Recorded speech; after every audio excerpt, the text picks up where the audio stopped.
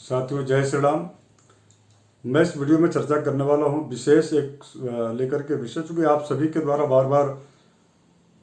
ये प्रश्न आता है कि कर्ज से निवृत्ति का उपाय, और इसके साथ साथ में एक प्रश्न और आता है कि घर में धन का संग्रह नहीं हो पा रहा है, यानी धन संचय करने में परेशानी आ रही है। इन दो विषयों पर मैं चर्चा करूंगा, बहुत ही संक्षिप्त रूप से चर्चा करूंगा। हालांकि विषय तो बहुत बड़ा है,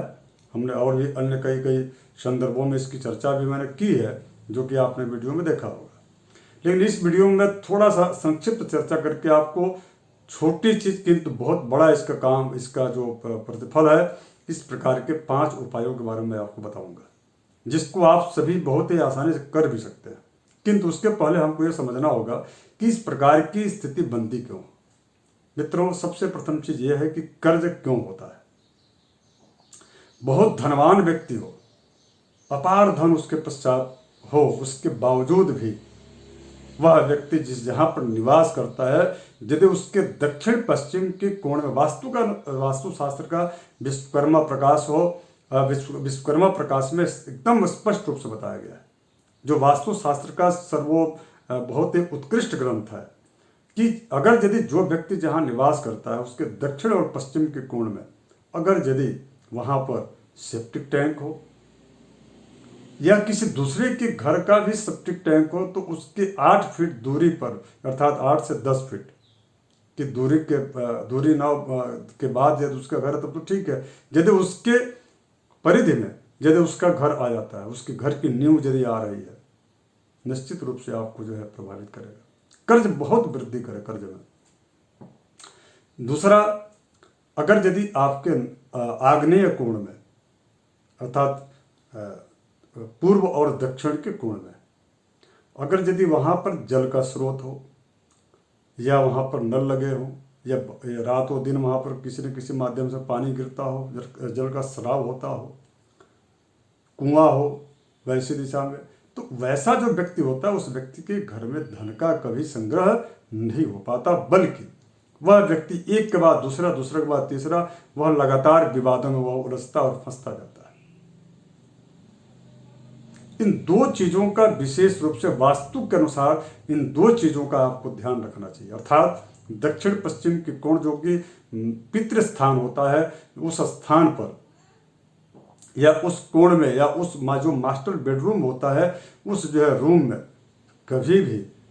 सेप्टिक टैंक या वहाँ पर गंदगी या वहाँ पर अपशिष्ट जो चीज़ें बाहर निकलती हैं वो वहाँ से ना जाए, यह प्रयास करना चाहिए। दूसरा, आग्नेय कोण में कभी भी जल का स्रोत जो है या जल का स्राव, कुआं, नल इत्यादि चीज़ों का रखना ठीक नहीं। हाँ, अगर यदि आग्नेय कोण में यदि आपका किचन है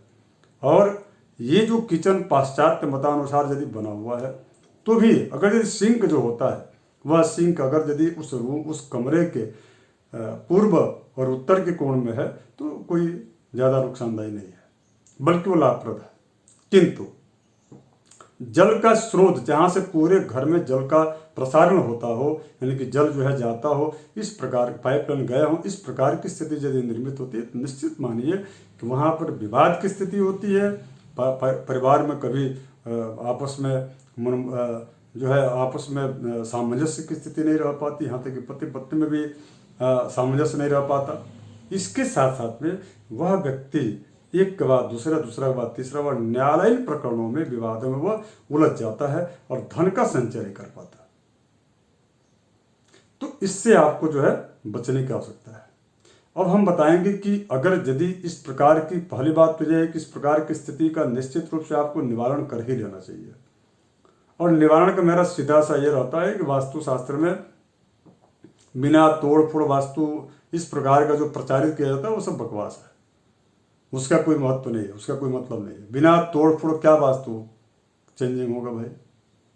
जो नकारात्मकता जो उत्पन्न कर रहा है उसको आपने हटाया नहीं, बल्कि उसको थोड़ा बहुत ऊपर से जो है उसको आपने चिकना कर दिया, कुछ दिशाएं उसके चेंज कर दिए, कुछ जो है बाबा की ताबीज और बाबा की चीज़ों को रख दिए, तो इस प्रकार से कोई उसका वास्तु का कोई समाधान नहीं होता। मैं तो बड़ा स्पष्ट वक्ता। हाँ, धर्मशास्त्रीय अगर यदि आप वास्तुशास्त्र के अनुसार यदि आपके घर का निर्माण हुआ है, यदि कोई उसमें कमियां रह गई तो उसको आपको निकालना ही पड़ेगा, अर्थात उस कमी को खत्म ही करना पड़ेगा।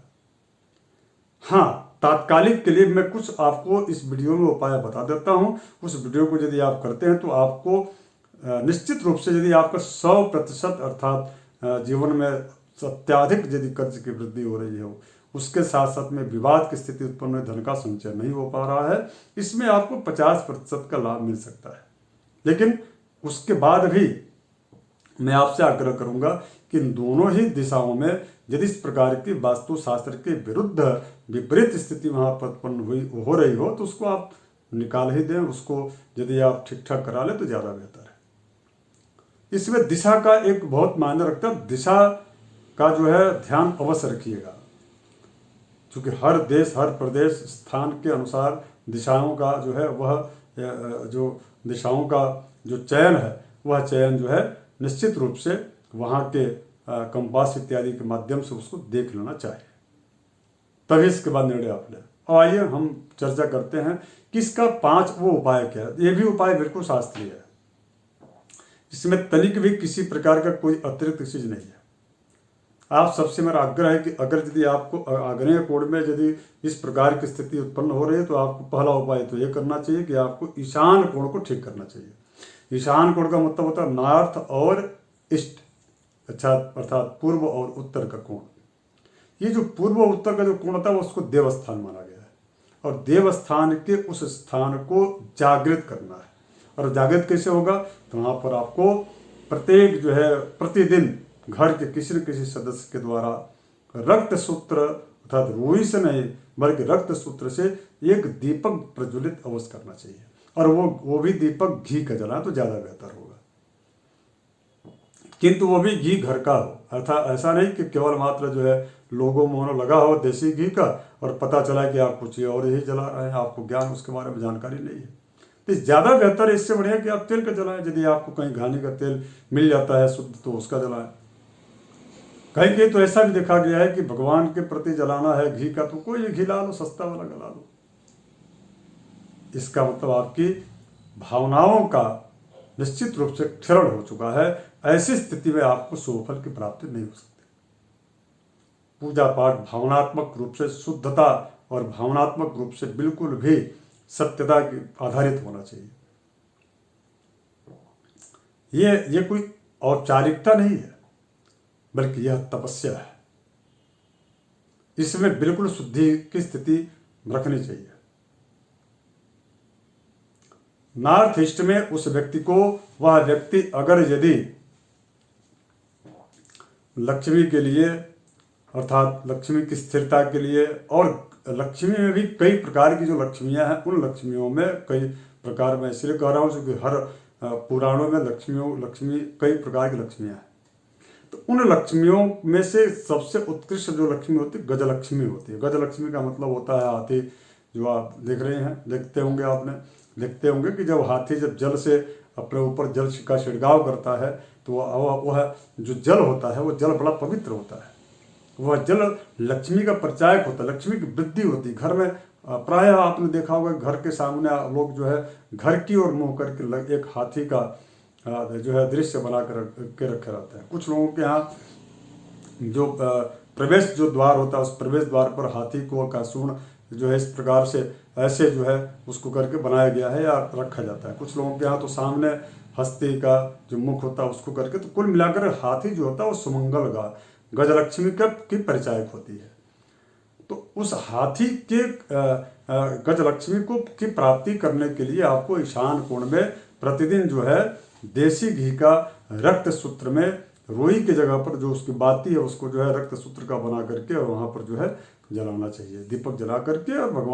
भगवान विष्णु यानी कि लक्ष्मी नारायण दोनों की उपासना अर्थात दोनों के मंत्र का ओम लक्ष्मी नारायणाय नमः इस मंत्र का जप करना चाहिए, या ओम ऐं ह्रीं श्रीं महालक्ष्मी नमः इस प्रकार का जप करके और कम से कम 1 परिक्रमा करके और 3 या 7 परिक्रमा करके और महालक्ष्मी का स्मरण करना चाहिए। दूसरा मैं उपाय बता दूं कि जो धर्मशास्त्रों में अर्थात देवी भागवत से लेकर के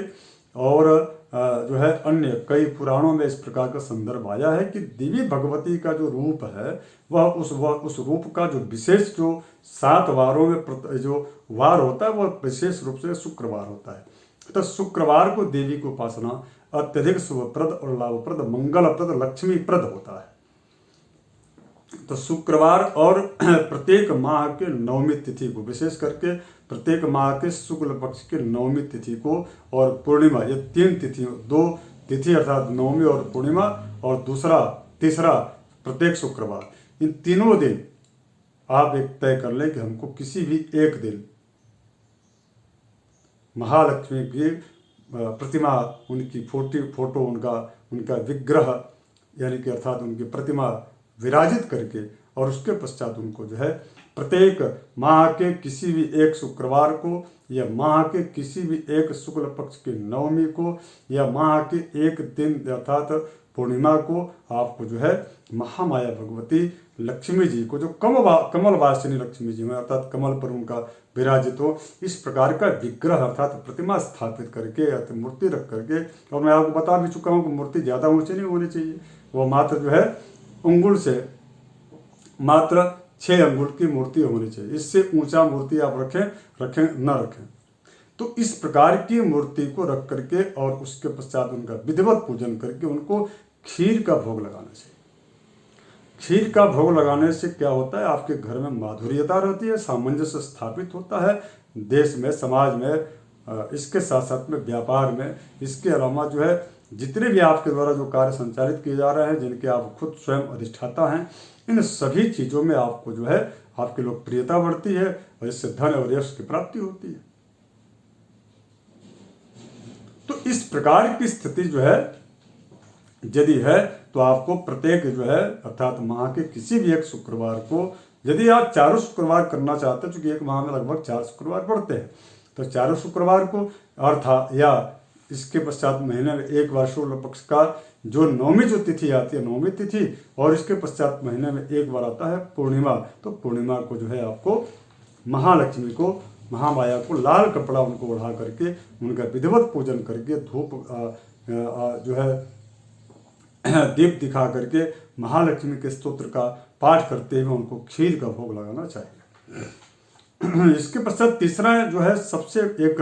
बहुचर्चित, मैंने कई बार आपको बताया है कि स्फटिक श्रीयंत्र का बहुत महत्व है, और यदि वह कुर्म पृष्ठी श्रीयंत्र तो अत्यधिक महत्व है। जिस तरह कुर्म का मतलब होता है कछुए का जो पीठ होता है, उस पीठ पर जो है श्रीयंत्र यदि विराजित है, उस श्रीयंत्र के जितने भी कोण हैं, अष्टकोण, उन अष्टकोणों का विधिवत पूर्ण आकार हो।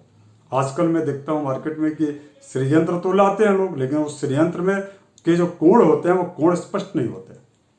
तो इसलिए वो बहुत प्रभावी श्रीयंत्र नहीं होता। इस स्फटिक श्रीयंत्र में कोण उसके बिल्कुल क्लियर होने चाहिए और एक कोण दूसरे कोण को काटता, अर्थात ऊपर से लेकर के नीचे तक। इस प्रकार की यदि स्थिति रहती है तो वह श्रीयंत्र जो है शुद्ध विशुद्ध श्रीयंत्र होता है। मैं कभी और भी विशेष चर्चा श्रीयंत्र पर करूंगा। श्रीयंत्र का विधिवत जो है हल्दी कुमकुम से उनका और केसर डाल करके, कपूर डाल करके कुमकुमार्चन करना चाहिए। हल्दी, केसर और कपूर मिला करके और इस तरह से ऐसा उठा करके और उस श्रीयंत्र पर जो है कुमकुमार्चन करना चाहिए। यदि आप ऐसा करते हैं तो निश्चित रूप से आपको जो है इसका बहुत अच्छा प्रतिफल आपको प्राप्त होगा। इसके साथ साथ में प्रत्येक दिन महामाया भगवती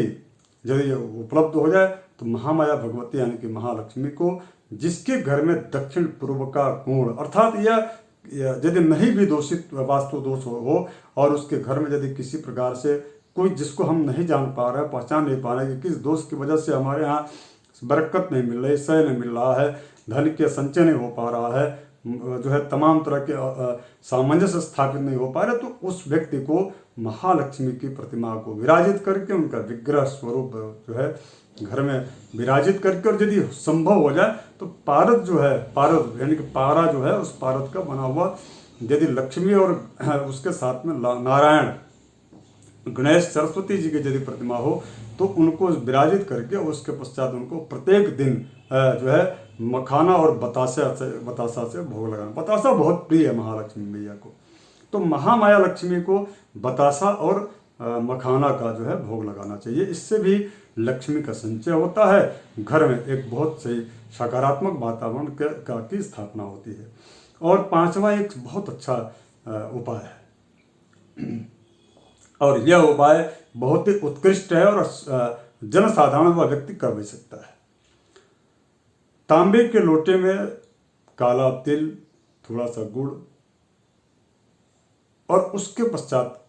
हल्दी, पीसी हुई हल्दी, यह डाल करके एक उसमें लाल फूल डाल दीजिए। यदि संभव हो तो चमेली के यदि पुष्प मिले तो बेहतर है, उसको डाल करके और ईशान कोण से, अतः घर के जो घर में ईशान कोण से लेकर के और ऐसे एक परिक्रमा करते हुए